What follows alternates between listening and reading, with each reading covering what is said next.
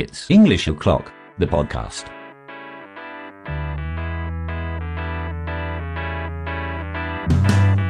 I am walking down the street, thinking the Lord has still got my feet. Bonjour et bienvenue, j'espère que vous êtes installés confortablement, que vous avez a nice cup of tea in your hands et que vous avez choisi votre favorite spot pour écouter ce podcast. Je suis Charlie Rollo, professeur d'anglais dans le secondaire et vous écoutez It's English O'Clock, le podcast qui a pour but de vous donner des idées, de vous faire découvrir différentes pédagogies, différentes méthodes de travail, mais également de vous faire passer un bon moment en compagnie de personnes plutôt sympas. Enfin, j'espère. Attention, le but de ce podcast n'est pas de dire ce qu'il faut faire, mais plutôt de partager des façons de faire. I'm telling you one thing, I'm waiting for nothing. Bonjour et bienvenue donc dans ce troisième épisode d'It's English O'Clock, le podcast.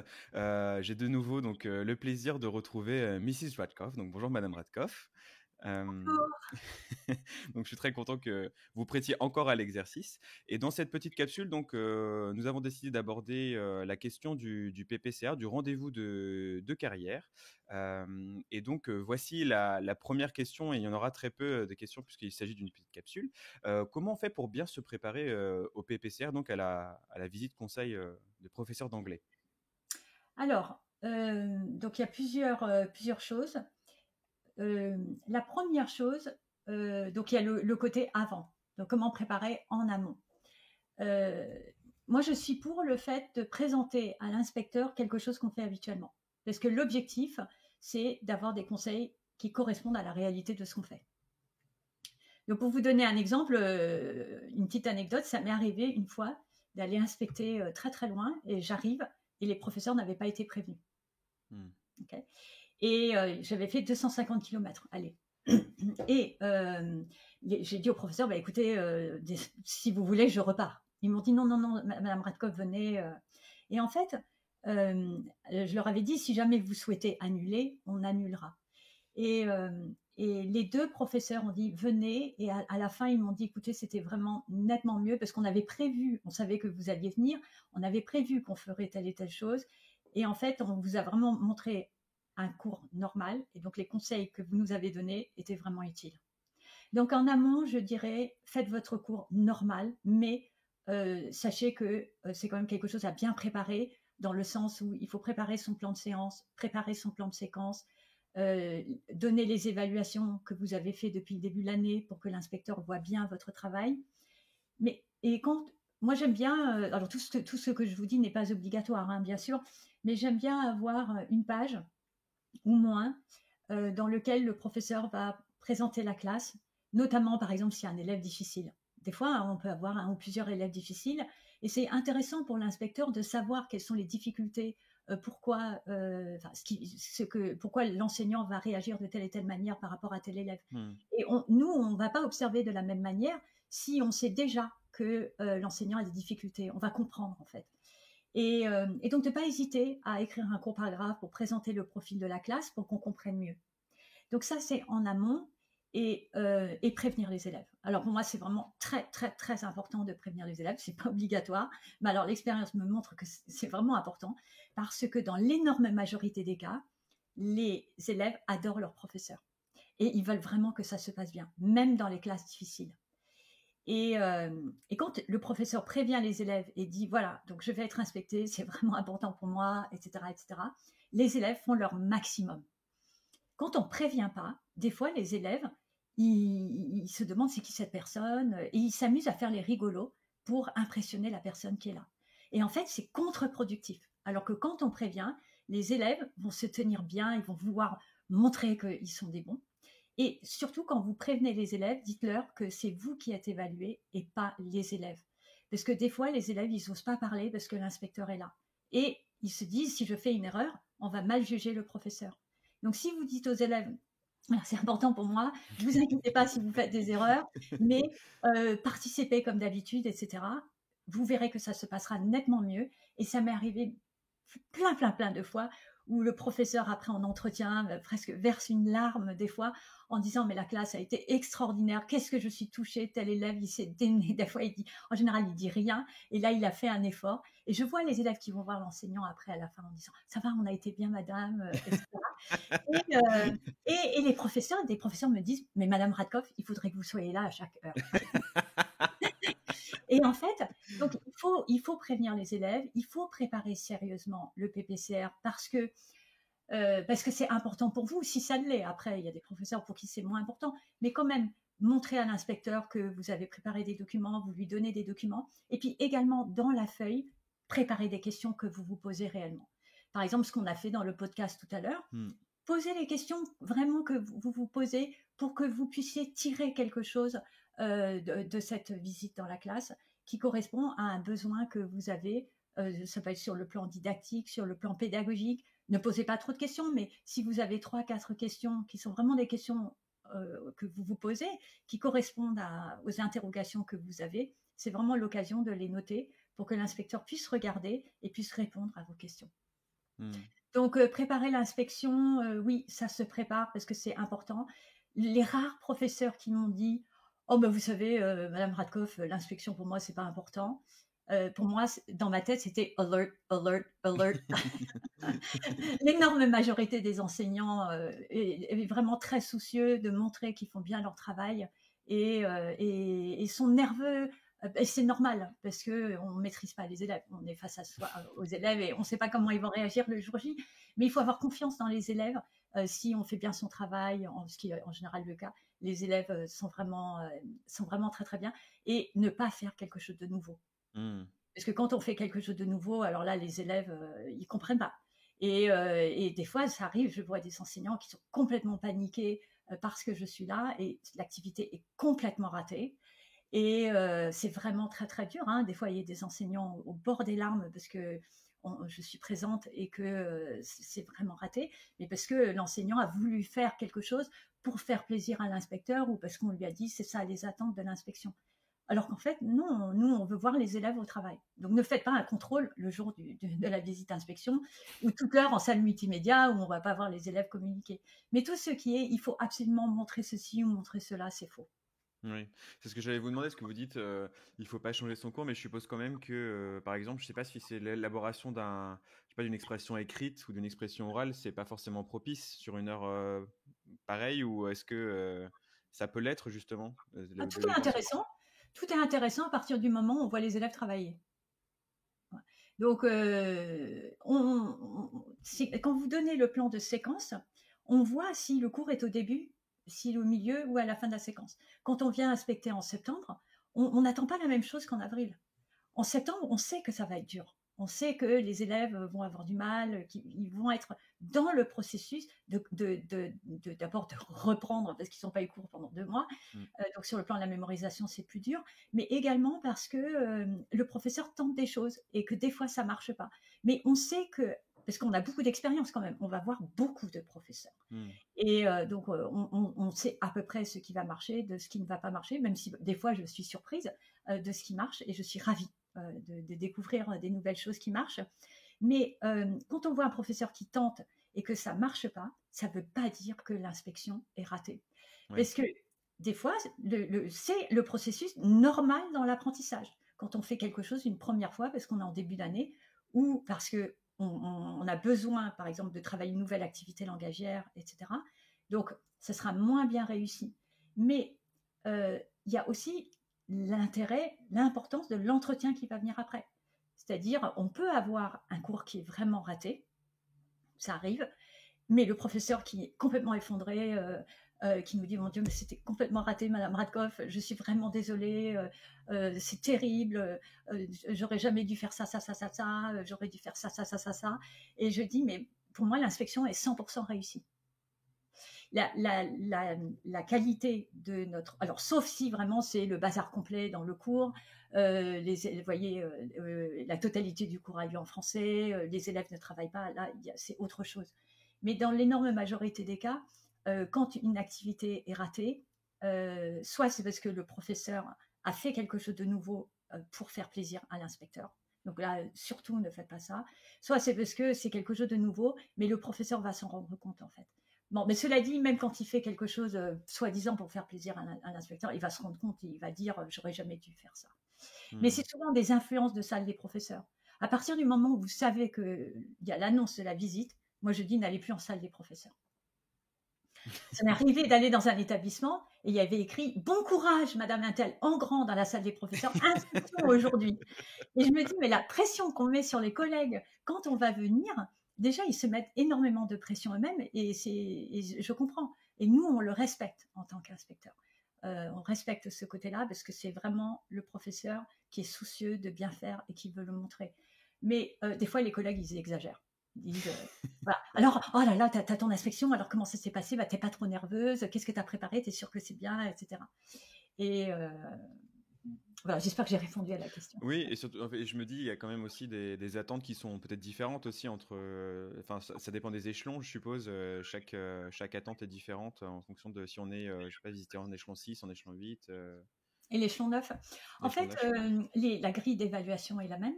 Donc, nous, nos attentes sont identiques. On a la même grille, les mêmes attentes, quel que soit l'échelon. Donc, on sait que sur le plan de la différenciation, un professeur aura plus d'expérience avec le temps. Mais c'est pas nécessairement évident. On a des jeunes collègues qui ont déjà de l'expérience professionnelle antérieure, d'accord? Parce qu'on a des enseignants qui sont au 6e échelon, mais qui ont enseigné 15 ans à l'étranger ou qui ont d'autres expériences professionnelles qui sont très enrichissantes pour eux. Donc, non, on ne pense pas au 6e, on a tel critère, au 8e, on a tel critère, au 9e, on a tel. Ça dépend aussi, on peut être en difficulté au 9e échelon parce qu'on a été muté pour la première fois dans un collège alors qu'on a enseigné toute sa carrière en lycée et qu'on est en train de se réadapter ou même changer de collège. Des fois, c'est difficile et il faut se réadapter sur des nouvelles façons de faire dans les établissements également. Donc si je fais un résumé, donc bien anticiper, rajouter donc une petite notion de comment est la classe pour pouvoir donner donc des billes à l'inspecteur ou à l'inspectrice. Des questions aussi. Des questions. Se mettre des questions de côté, bien préparer ses élèves aussi, leur dire que voilà, il va y avoir ça et que c'est important pour vous. Sans exagérer non plus. Mais non, mais c'est parce qu'on ne veut pas les terroriser non plus. Mais moi, je sais que quand j'arrive dans la classe, je fais un énorme sourire à la classe et je dis hello class pour que les élèves ils se disent ouf, c'est bon, elle est sympa. Parce que les élèves ils sont nerveux, ils se disent oh, il y a l'inspecteur qui va venir, etc. C'est vrai que préparer plutôt une table à part, sans élèves à côté, c'est important parce qu'on n'a pas envie d'avoir les élèves qui regardent ce qu'on tape. Et l'entretien est très très important. L'entretien peut changer complètement. Parce que nous, on regarde énormément de choses. C'est très, très prenant. L'inspection, on ne se rend pas compte de notre côté. On analyse énormément de choses, on prend des notes en même temps, etc. Et après, quand on a l'entretien, on veut être constructif. On veut que l'enseignant tire quelque chose de cette visite. Et donc, on va partir de ce que l'enseignant nous dit pour l'amener à réfléchir et à progresser sur certains éléments. Et notre rôle, c'est de donner des conseils. Donc, en fait, il faut accepter, il ne faut pas s'attendre à ce qu'on dise « c'est parfait ». Parce qu'en fait, notre rôle, c'est de donner des conseils. Donc, on va trouver quelque chose. Et ce n'est pas parce qu'on donne des conseils que ça veut dire que ce n'est pas intéressant. En fait, ou que l'inspection était ratée. On va trouver des choses importantes. Voilà. C'est intéressant parce que du coup, c'est que moi, depuis l'année dernière, avec une collègue, justement, on va se visiter l'un l'autre, on va voir un petit peu ce que fait l'autre pour aussi se donner des idées. Et c'est fou ce qu'on voit pas, en fait. Et c'est fou les choses auxquelles on n'a pas accès quand on n'est pas en fond de la salle, qu'on ne voit pas. Mais il y a aussi des choses qu'on peut dire, des actions qu'on peut effectuer. Et c'est vrai qu'il y a ce regard-là, il est très riche, en fait. Et c'est vrai qu'il y a le côté un peu stressant parce qu'en fait, on n'est pas habitué à avoir quelqu'un dans sa classe. Qui a un regard extérieur et pourtant c'est vrai parce que ça arrive qu'une fois, donc ça fait un peu coup près aussi pour ceux qui se rendent pas compte de tout ça, mais c'est tellement rare et on évalue une personne sur 1 heure de cours, donc c'est très très dur pour l'enseignant et nous on le comprend et pour nous le fait d'être, ça peut être au fond de la classe ou sur le côté de la classe, c'est pas nécessairement toujours au fond, Mais c'est extrêmement enrichissant. On voit énormément d'enseignants, on voit des manières de faire différentes. Moi, j'adore quand les professeurs font des choses complètement différentes, font des choses nouvelles. Donc, c'est pour ça dire il ne faut pas faire d'expression écrite. Non, non, non, non, non, vous pouvez faire de l'expression écrite. On veut voir les élèves travailler. On veut voir comment vous avez amené les élèves à progresser dans l'heure. Quelle a été la plus-value de l'heure de cours? Des fois, c'est tout modeste. Des fois, il faut que vous le mettiez. Voilà, mon objectif, c'est ceci, cela, ceci, cela. Peut-être que l'objectif ne sera pas atteint, mais c'est pas grave. On comprend ce que vous avez dans l'esprit. Et ça va nous aider à mieux analyser ce que vous avez fait. Ouais, je vois. Puis surtout, il y a des questions de temporalité. Enfin, il y a toujours des choses qui arrivent dans un cours. On sait que qui peuvent empêcher de faire tous les points qu'on avait mis dans la liste, en plus du stress. Souvent, les professeurs, ils en mettent trop. Bah oui. Donc, ils voient leur plan de séance et en fait, ils stressent à la fin en disant mais je vais pas y arriver, je vais pas y arriver. Et des fois, je vois le professeur qui est complètement paniqué. Il y a un travail de groupe et je vois sur le visage du professeur qu'il est paniqué. Et donc, je circule, je regarde ce que les élèves sont en train de faire. Et l'enseignante me dit, Madame Radkoff, c'est horrible, c'est horrible. Et j'ai dit, mais vous inquiétez pas, vous n'êtes pas obligé de tout faire. Faites ce que vous pouvez faire dans l'heure. Il ne faut pas nécessairement respecter le planning. C'est très important, cette idée-là. C'est-à-dire, pour nous, ce que vous écrivez, c'est ce que vous avez à l'esprit. Mais vous êtes obligé d'adapter, puisque vous ne maîtrisez pas les élèves en amont. Donc, il ne faut pas croire qu'on est en train de cocher. C'est comme il y a des professeurs, il y avait une mode où il fallait chronométrer. Donc, c'est terrible, je trouve. Donc, il faut absolument que ça dure 1 minute, ça dure 2 minutes, ça dure 10 minutes. Donc, tout ça, ça fait partie des mythes, en fait. C'est important que le cours soit rythmé pour que les élèves ne s'ennuient pas, parce que sinon, ils commencent à lancer des petites boulettes de papier et à bavarder, à faire tomber les règles, etc. Mais ce qui est important, c'est de savoir que vous allez avoir des activités à faire pendant toute l'heure de cours. Si vous faites pas assez, si vous ne prévoyez pas assez d'activités, vous allez vous retrouver à la fin de l'heure de cours avec, par exemple, 10 minutes qui restent. Donc là, c'est vraiment très, très dur pour l'enseignant. En programmer plus, c'est plutôt une bonne stratégie, mais n'hésitez pas, il ne faut pas hésiter à mettre dans le document à l'inspecteur, voilà ce que j'ai prévu. Probablement que je ne pourrai pas tout faire, et c'est pas grave. Enfin, vous mettez pas et c'est pas grave.